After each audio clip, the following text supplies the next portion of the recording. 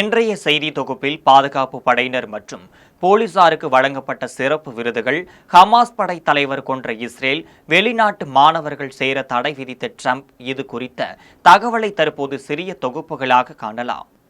துணிச்சலாக செயல்பட்டதை பாராட்டும் வகையில் 33 பேருக்கு குடியரசுத் தலைவர் திரௌபதி முர்மு வீரதீர விருதுகளை வழங்கினார். டெல்லியில் ஜனாதிபதி மாளிகையில் 2025ஆம் ஆண்டிற்கான பாதுகாப்புத்துறை முதலீட்டு விழா நடைபெற்றது.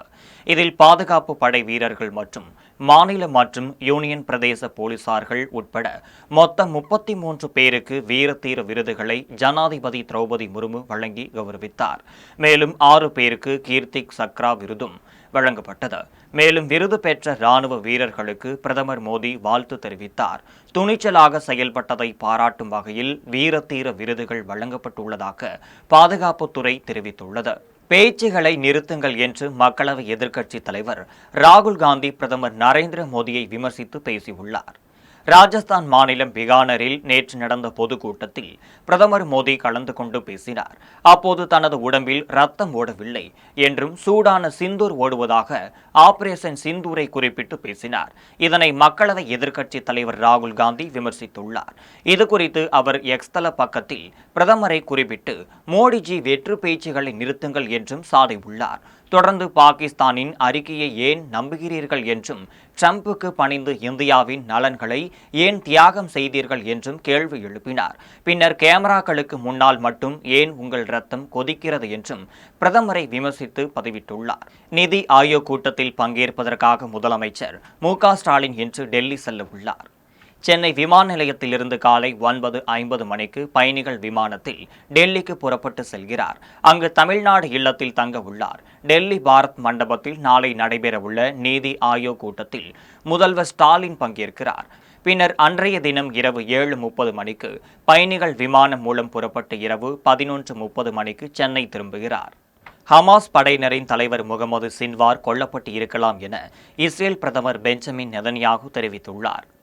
இஸ்ரேலுக்கும் பாலஸ்தீனத்தின் காசாவில் ஆளும் ஹமாஸ் அமைப்பினருக்கும் தொடர்ந்து போர் நடைபெற்று வருகிறது. இந்த நிலையில் கடந்த ஆண்டு அக்டோபர் மாதம் இஸ்ரேல் படைகள் நடத்திய தாக்குதலில் தெற்கு காசாவில் உள்ள ஹமாஸ் தலைவர் யக்யா சின்வார் கொல்லப்பட்டார். இதையடுத்து அவரது சகோதரர் முகமது சின்வார் காசா பகுதி ஹமாஸ் தலைவராக தேர்ந்தெடுக்கப்பட்டார்.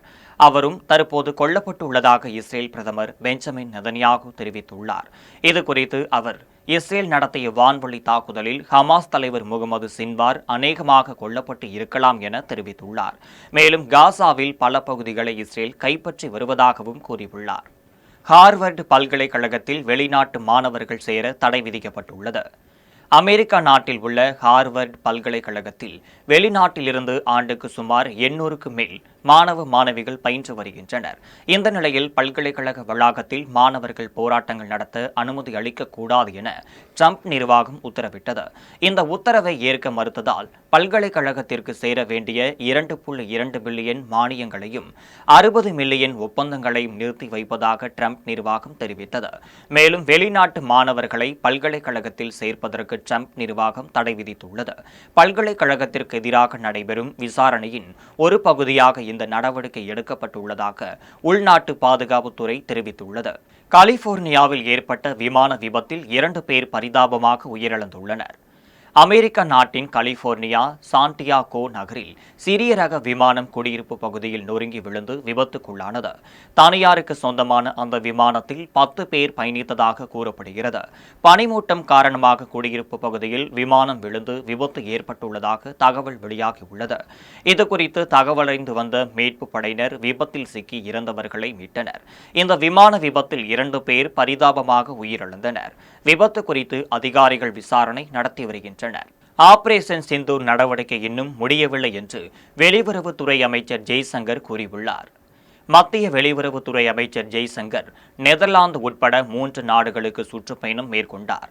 அங்கு அந்நாட்டு செய்தியாளர்களை சந்தித்து பேசினார். அப்போது இந்தியா பாகிஸ்தான் போரை நிறுத்தியதாக ட்ரம்ப் கூறியது குறித்து கேள்வி எழுப்பப்பட்டது.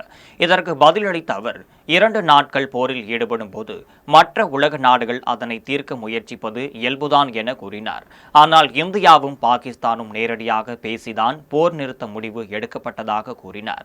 தொடர்ந்து பாகிஸ்தானில் மீண்டும் தாக்குதல் தாக்குதல் நடத்தினால் தக்க பதிலடி கொடுப்போம் என்று ஆபரேஷன் சிந்தூர் நடவடிக்கை இன்னும் முடியவில்லை என்றும் வெளியுறவுத்துறை அமைச்சர் ஜெய்சங்கர் கூறியுள்ளார். ஜம்மு காஷ்மீரின் முன்னாள் கவர்னர் சத்யபால் மாலிக்கு உடல்நலக்குறைவு ஏற்பட்டு தீவிர சிகிச்சை பிரிவில் சேர்க்கப்பட்டுள்ளார். பாஜக மூத்த தலைவரான சத்யபால் மாலிக் கடந்த 2018-19 ஆண்டுகளில் ஜம்மு காஷ்மீரின் கவர்னராக பதவி வகித்தார். அப்போது கிஸ்த்வார் மாவட்டத்தில் பாயும் சேனாப் நதியில் மின் உற்பத்தி திட்டத்திற்கு டெண்டர் விடப்பட்டது. அதில் விதிமுறைகளை மீறி 2200 கோடி ரூபாய் வரை ஊழல் நடைபெற்றதாக புகார் எழுந்தது. இதன் காரணமாக 2024 ஆண்டு பிப்ரவரி மாதம் சத்யபால் மாலிக்கிற்கு சொந்தமான இடங்களில் அமலாக்கத்துறை சோதனை நடத்தியது. இதனைத் தொடர்ந்து சத்யபால் மாலிக் மீது குற்றப்பத்திரிகை தாக்கல் செய்ய சிபிஐ திட்டமிட்டது. இந்த நிலையில் அவருக்கு கடந்த மே 11ஆம் தேதி திடீரென உடல்நலக்குறைவு ஏற்பட்டதால் சிகிச்சைக்காக மருத்துவமனையில் சேர்க்கப்பட்டார். இதுகுறித்து நேற்று மருத்துவமனை வெளியிட்டுள்ள அறிக்கையில் அவரது 2 சிறுநீரகங்களும் செயலிழந்து விட்டதாகவும் தீவிர சிகிச்சை அளிக்கப்பட்டு வருவதாகவும் தெரிவித்தனர். சீனாவில் திடீரென ஏற்பட்ட நிலச்சரிவால் 10 பேர் பரிதாபமாக உயிரிழந்துள்ளனர். சீனாவின் குய்சோ மாகாணத்தில் சாங்சி மற்றும் குவோவா நகரங்களில் நேற்று அடுத்தடுத்த நிலச்சரிவு ஏற்பட்டுள்ளது. இதில் ஏராளமான வீடுகள் மண்ணில் புதைந்துள்ளனர். இந்த நிலச்சரிவில் தற்போது வரை 10 பேர் உயிரிழந்துள்ளனர். இதுகுறித்து தகவலறிந்து வந்த மீட்பு படையினர் இடிபாடுக்குள் சிக்கி உள்ளவர்களை தேடும் பணியில் ஈடுபட்டனர். செங்குத்தான மற்றும் மலைப்பாங்கான நிலப்பரப்பு என்பதால் குவோவாவில் மீட்பு பணிகள் தாமதமாகுவதாக அதிகாரிகள் தெரிவித்தனர். நேபாளத்தில் லேசான நிலச்சரிவு ஏற்பட்டுள்ளதாக தேசிய புவியியல் மையம் தெரிவித்துள்ளது. இமயமலை அருகில் அமைந்துள்ள நேபாளத்தில் இன்று அதிகாலை 1:33 மணியளவில் நிலநடுக்கம் ஏற்பட்டது. இது ரிக்டர் அளவுகோலில் 4.3 பதிவாகியுள்ளது. கடல் மட்டத்தில் இருந்து 10 கிலோமீட்டர் ஆழத்தில் நிலநடுக்கம் ஏற்பட்டதாக தேசிய புவியியல் மையம் தெரிவித்துள்ளது. அதேபோல் அந்நாட்டில் சில தினங்களுக்கு முன்பு ஏற்பட்ட நிலநடுக்கம் 4.7 ரிக்டர் அளவுகோலில் பதிவானது.